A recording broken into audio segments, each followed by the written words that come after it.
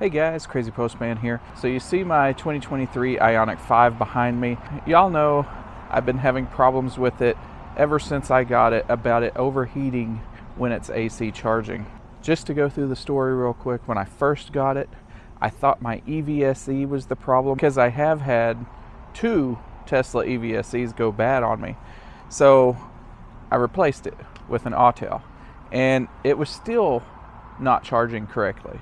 I'm like, what is going on? Well, it turns out lots and lots and lots of other people in warm climate areas here in North America are having problems with their Ioniq 5 charging. It's actually a pretty big issue, but Hyundai seems to be ignoring it.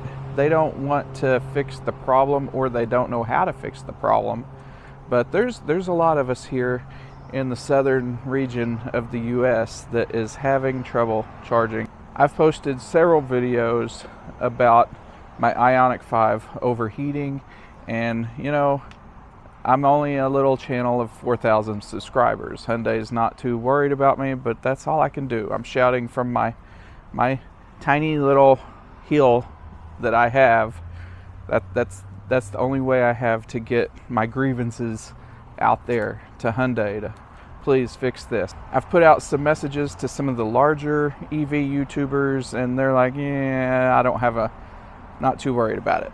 So we're gonna do an experiment today. Maybe a little bit dangerous, but it's been suggested, hey, what if you try to cool it down right before it overheats? So what we're gonna do, we all know electricity and water work well together. I shouldn't die because there's a lot of safety features built into EVSEs that will trip really quickly. Well, we'll see. Hopefully I don't die. Definitely nobody try this at home. So my Ioniq 5 will normally charge for 20 to 30 minutes before it overheats at 240 degrees. So I'm going to watch the numbers really closely, and when it gets to 230 degrees, I'm going to start spraying the charge port with cold water. So we're gonna see what happens here. Hopefully nothing crazy happens. It's just be interesting to see if I can keep it from overheating by cooling down the charge port area. This seems to be only happening in warm climates like 95, 100 degrees. That's where it's a real problem. But I have seen it happen even lower, even 70 degrees. These things are still overheating. So we're obviously going to have to wait till winter time here until I can tell you for sure if the temperature makes a difference. So far what I know is temperature matters and location matters. It seems to be affecting North America and not in countries that use 3-phase power as much. So it is 108 degrees out here right now, 105, 108, depending on which thermometer you look at. Let me go ahead and show you what we're going to do today. So how we're going to monitor this, I have an OBD Link LX Bluetooth, and we're going to plug this into the OBD port up under here. I guess y'all can see that. There we go.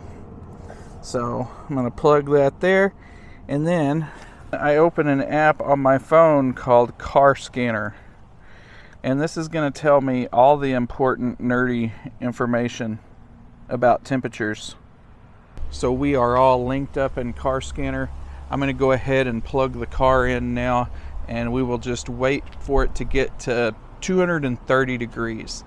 Like I said, it overheats at 240, so I'm going to let it get to 230, and then I'm going to give it a spritz, and we're going to see what happens. So just for a starting point reference, you can see here at the bottom, VCMS AC inlet. That's what we'll be watching today.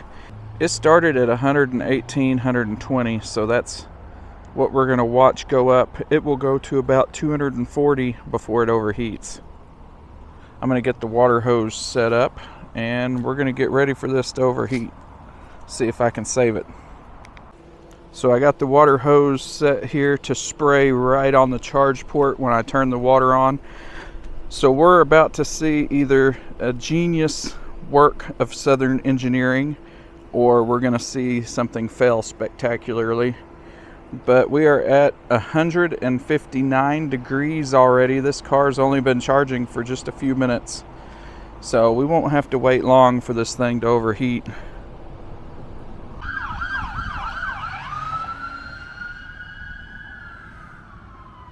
Still waiting on this to overheat. I suppose there's always a third option on what could happen. We're up to 179 right now as I'm speaking to you. The third option would be the water does cool off just the temperature sensor, and the temperature sensor allows the charging to continue, and then some wires get fried in the car. So that's always a possibility as well. Now remember, this is not a problem with the battery. This is a problem with the AC inlet area.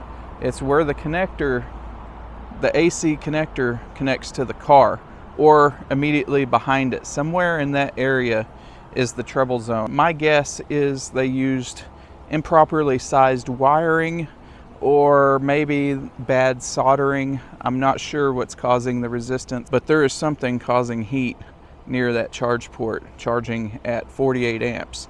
And here we're only charging at 40 amps, so we're under its theoretical max limit by quite a bit, and it still overheats. We are up to 206 degrees Fahrenheit. The fans have been running the whole time. Now just remember, it's not the battery that's overheating, it's the charge port.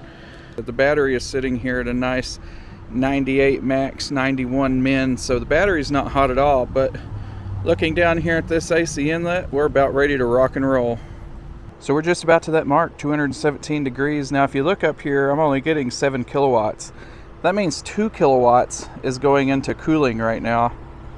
So as soon as this number hits 220, we're going to turn on the water hose and see what happens. Dang, so close. Alright, 221, here it goes.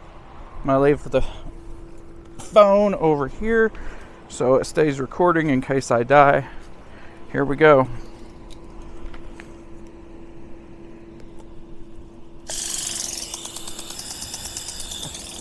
Alright, it is spraying right at that charge port.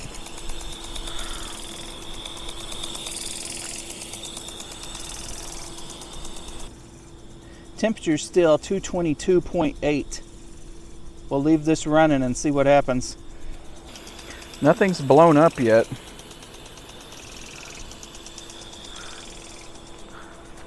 Huh. 224, so it doesn't look like it's cooling it. It might have slowed down the heat just a little bit. We're at 228, but it is still creeping up. So we'll see what happens. I'll leave this experiment running and see what blows up first. Or if nothing blows up, that would be nice. You know what? I think I'm going to have to say this is actually working. It went up a little bit while I said that, but it was going up quite quickly. And now it seems to be leveling out, or at least going up much slower. So I think we might be onto something here, folks. If you need to charge your Ioniq 5, you just got to get out the water hose and stand there and spray it. It looks like it's about to overheat, so maybe not going to work. We're up to 237 degrees. Go ahead and aim this thing right at the charge port for a minute.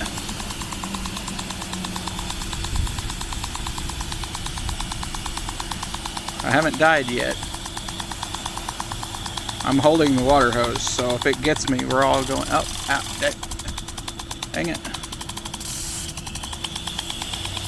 Now, I don't even think that's helping. It's still going to overheat. But I do think it helped a little bit. If we go over here to the 239, oh, it's close. It's about to go. If we go over here and look at the charger, if we look at this EVSE here, it says we've been going 27 minutes, so I don't know, maybe it didn't help. It's about how long it normally goes. I feel like it started slowing down. I guess when we get to the editing bay and look at the graph, you'll be able to see if it slowed it down at all or not. But For right here, it's kind of inconclusive. It may have slowed it down. It may have not really slowed it down much. So we'll go ahead and run this until it overheats. We are very close, 239 degrees. As soon as it hits 240, it will cut off. And when that happens, I will join y'all in the editing bay and we will look at the graph and see if the water actually helped or if it really didn't do anything and I'm crazy. Alright, there it goes. It just cut off. We have 0 and I never saw that say 240, but we got the warning on here. Charge suspended. Alright, we'll go ahead and stop this experiment and I will see y'all in the editing bay. Okay, so while we look at a nice still picture of my genius work today, let's start out with this graph here. So you can see on this graph, the time is on the bottom axis and the temperature is on the side axis. So it kind of goes up quickly and then it kind of levels off, and that's where I applied the water. Here, let me highlight right where I turned the water on. Now you can see all that time before was just dry heat building up, and then I put the water on and it seemed to slow down just a bit. Let's turn this graph sideways here. So turning it on the side here, you can see that I went up 100 degrees of temperature on the left side of that blue line and only 20 degrees after I turned on the water. So the water did seem to slow the heating down. It just ultimately was not able to stop it. So thanks for hanging out with me and running this little experiment. Remember, this is dangerous. Never mix water and electricity, folks. Just leave it to us professionals to do the stupid stuff. So thanks for watching this episode, and I will see y'all in the next one.